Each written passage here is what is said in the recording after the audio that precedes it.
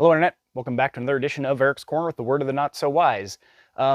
Continuing my Doomsday Prepper kick, I've been going to the store and upping my personal supply. Talked in another video about how to properly store your preps, keeping critters and animals out. I have since then borrowed a vacuum packer, got those big bags of beans from the other video, got them vacuum sealed. I sealed them into this size because they'll fit nicely into those rectangular 5-gallon buckets, which stack nicely, so on and so forth. These vacuum bags are pretty expensive, and I will pretty much always preach doomsday prepping on a budget. So even, the tightest budget, somebody can actually prep to, hey, spend as much as you want, have a full-blown missile silo that you rigged up to be a bunker if you want. I don't care. But these bags come in a roll.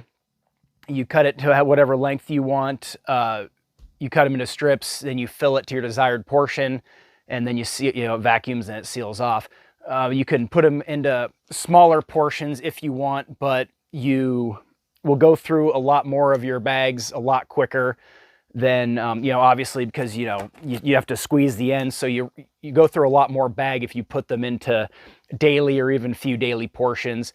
This, I could go through in literally 2 days, 3 days. And after I open it, it doesn't matter if it takes 3 weeks to get through, stuff like that keeps. So, stretch out your bags as best you can. My advice, but package however you want to. That's how to do it on a budget. Properly storing your preps is just as important as having them. It does not do you any good to have 6 months worth of food if things go bad or critters get into it and contaminate it to where, if you find rat shit in your preps, do not eat it, because in a doomsday situation, you have no medical help. You're in a real pandemic where your medical personnel, our first responders, are there to deal with sick people. Well, they get sick and now they die. And your firefighters and your first responders in real emergencies, big earthquakes, etc., are going to be busy with other things. So yeah, this is probably, probably a good 7 pounds. I got a variety of different types of beans and stuff. And again, I put it in that quantity because to make my bags stretch further, and put them in rectangle buckets. I'll have like 3 or 4 of them that have a big variety of stuff, so I can grab and go if I need to. Theoretically, all this stuff is going to live in my deuce and a half, where I just jump in the truck and take off. But, until then, you have your primary supply that you can, a reasonable amount you can carry to a safe location, and then you can hopefully retreat back and kind of collect your stuff as you go. Mashed potatoes, these are pretty good. This is a smaller portion I did just as an example. They're in these waxy boxes. I'm pretty sure these don't really have a shelf life. And if they do, it's going to be quite a while. Read labels, see what the nutrition facts are, see what is going to give you the most bang for your buck. High carb. You can add stuff to it. Hopefully you have another meat source. My situation, I will, to some extent. If we're in a situation for several months, a lot of people are doing what I'm going to do. We're going to run out of meat. Repackaging this stuff is good, because oftentimes this stuff will only be full to here. And that really adds up if you have a limited amount of room, which, even with my deuce and a half, I do. I'm not really so much worried about weight, because the truck weighs 15,000 pounds. I can add another 10,000 pounds to it, and it's not going to make a difference. Being light, it's not going to make me that much slower. The truck's already going to sink. I'm already stuck to pretty much hard-packed terrain, which there's less, mostly I'm in a swamp up here, an Arctic swamp. So there is that. Something I haven't done a good job of doing is stressing about cans of things. If you're in a low supply situation where you don't have a lot of water or a renewable water source, such as like a river or some kind of well, you might have to limit what you eat. Your body uses a lot of water processing food, especially things in cans. Here's why. Salt is a preservative. So this, for an example, has 460 milligrams of sodium. That's 20% of what you're supposed to, what the food pyramid says you're supposed to have on a daily basis. And that's not even that bad. I mean, some of this stuff you can buy in low sodium. This says low sodium on it. But here's a good one. Spam, meat source. This stuff used to be $1 a can. Now it's over $2 or $3 a can. And like I said, I've ramped up my own doomsday prepping because I see some really bad things coming. But really nutritious. Eat whatever you want. You have a renewable food source. It's not going to be such a big deal. Your bottles of liquor, good trading material. I would not recommend drinking. You can get little things to make your life at least a little bit more comfortable. Anybody can rough it for 3 weeks. Bottle of hot sauce. Again, this is not for your bug out bag. Stuff like this, you're just going to be low on supplies. You're just going with the bare minimum. I've got room for black pepper and things to make food a little bit better, but I also have a bigger food supply. These are, I guess, for warming things in buffets or something. You see buffets at weddings and stuff, they light these on fire. So have some of these around to either warm things up or get a fire going. Oats, a lot of fiber, gonna be plain and absolutely gross, but what are you gonna do? It's in a can that will keep for a while. Coffee, I really like coffee.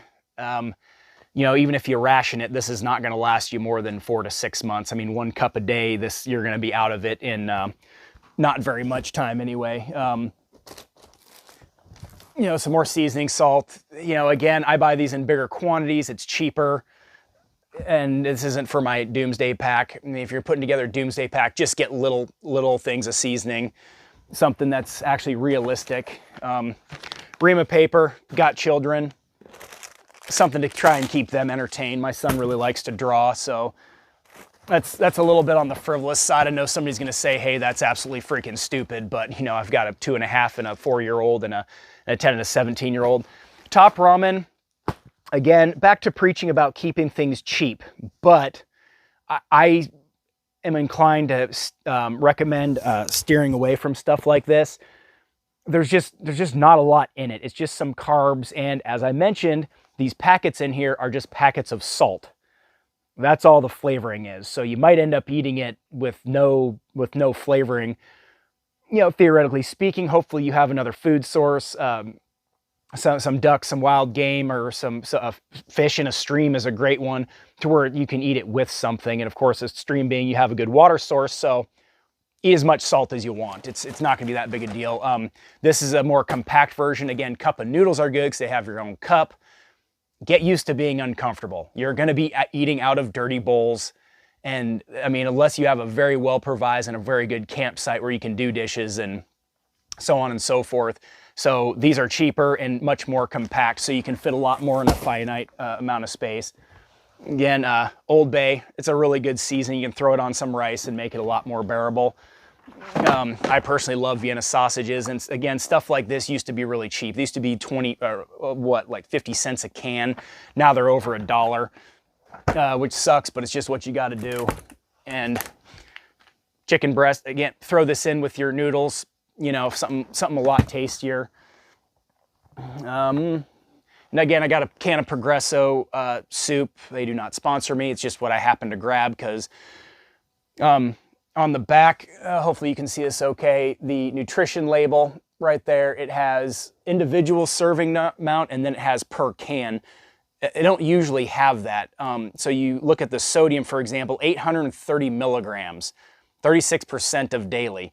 And you say, okay, it's 830 milligrams. Well, that's per serving. You look at the top of the can here, 2 servings per can, or the bigger cans, of course, are 4, 8, whatever servings. So you got to do a little bit of math. So you double that, 1,820 milligrams is an absurd amount of salt. If I were to eat this, I'd be thirsty like almost the rest of the day. So, if you're in a survival situation where you have limited water, if you can discipline yourself and only take a bite every 20 minutes to kind of give your body a chance to process a little bit slower, drink some water as you go. Water is not a thing to ration. I'm up here in the Arctic. My situation is, I can't really say if it's more common or not. Well, I mean, obviously more people live in southern warmer areas. Heat exposure just simply is not going to be an issue here where I'm at. It just, I mean, think about it. It just simply won't.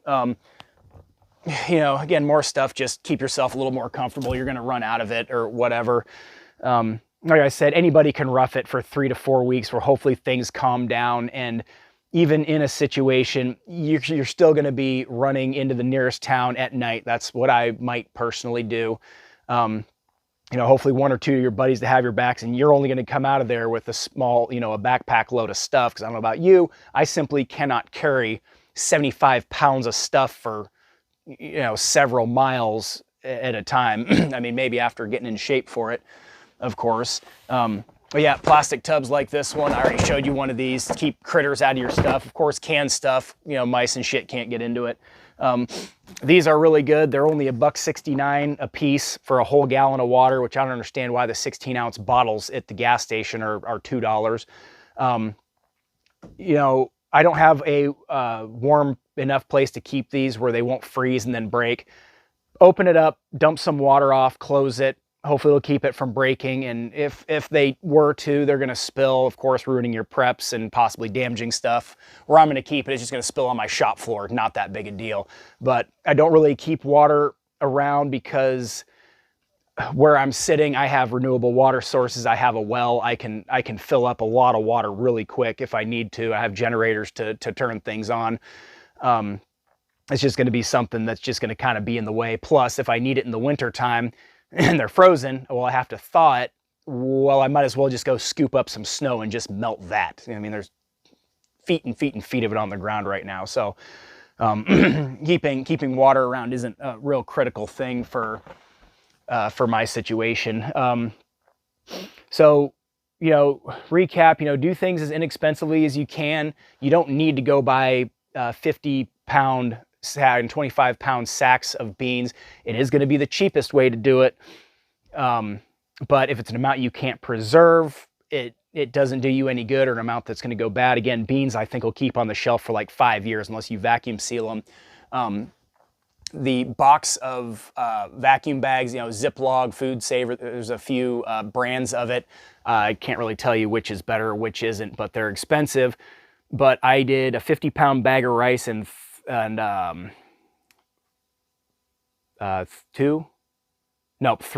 25-pound bags of beans.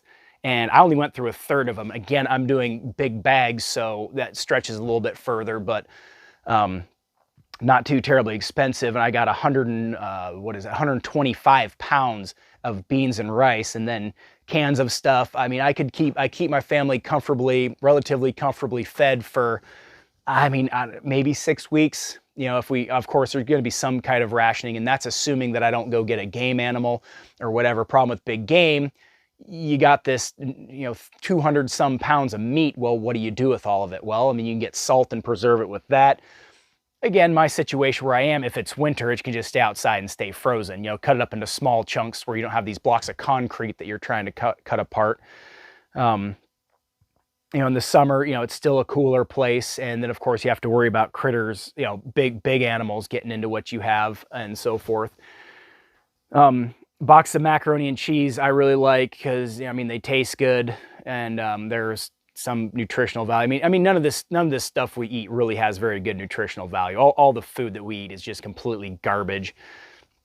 And I mean, it's not even like it's cheap. I think this was $5, and that's one meal. So to feed myself 4 of these, I'm going to die of freaking dehydration if I do. That's really expensive. And then, you know, ramen, there's nothing there. What are those, 75 cents a piece still? Yeah, it's kind of interesting what stayed cheap and what hasn't. So anyway, there's what I got for you. Just kind of a run on of what I've been talking about. Do as inexpensively as you can. Even just your bug out bag. This is overkill for, again, what a bug out bag is. And